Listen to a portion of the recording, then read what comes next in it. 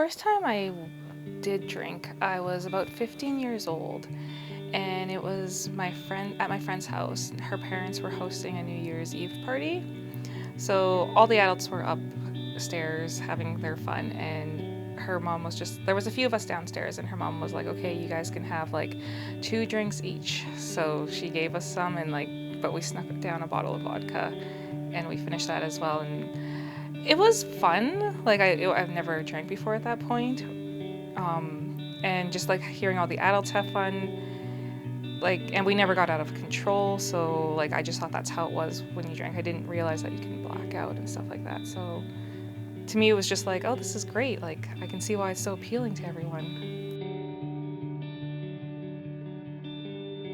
My name is Mishelle. I am from Inuvik originally, but I've been living here in Yellowknife for about 6 years.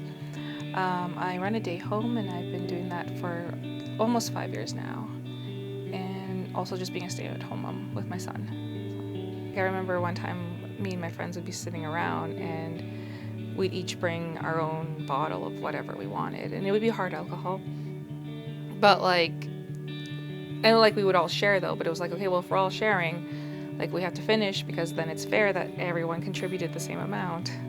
So yeah, I don't know what we were thinking back then, but that was kind of what it was sometimes. So I thought it was normal that we would, once you're a teenager, you experiment and start drinking and trying weed, because they just made it seem like it was such a common thing in those teen movies and stuff like that. So I just naturally thought that's what you do. When I was younger, it was just we don't drink, and we never talked about it. They never told me about being responsible about it. It was just no, you're underage, you just don't do it. But of course, being a curious teen, you still try things anyways, regardless of the consequences. And yeah, so they would start getting mad at me, and then as a young adult, when I was 18, 19, 20, sometimes I'd run out of money before the next payday, and I'd be oh, Dad, I need to borrow this amount of money, or I couldn't pay rent or whatever.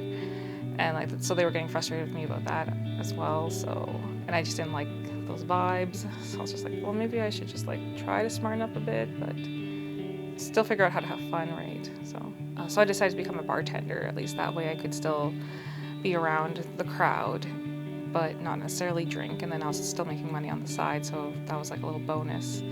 And yeah, we're not supposed to drink on the job, but we all did once in a while too, just random shots here. So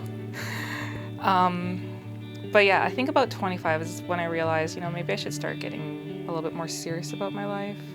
I wasn't 100% sure if I wanted to have kids or whatever, but I was if I did, at least I'm on the path to being a better parent and living a sober life for them, and just getting everything to get my crap together.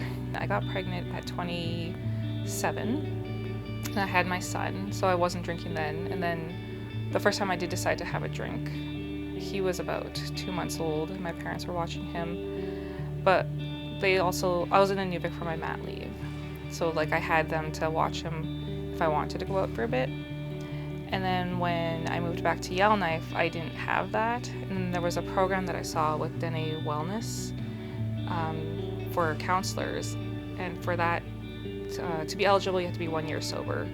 And when I saw the program, I was already about 2 months was the last time I had a drink at that point.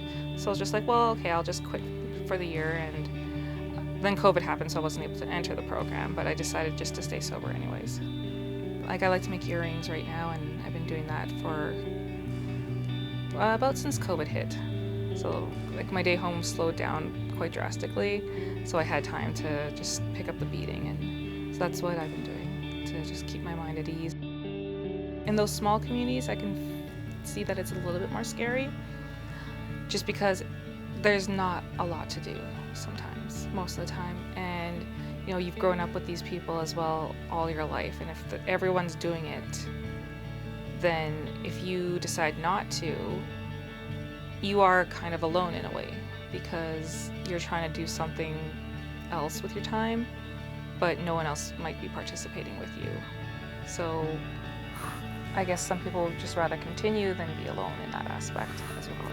You need to be more understanding towards everyone, because we all come from different walks of life, and you may have grown up in the same community as someone else, but lived a totally different lifestyle, or like your household ran different than someone else's.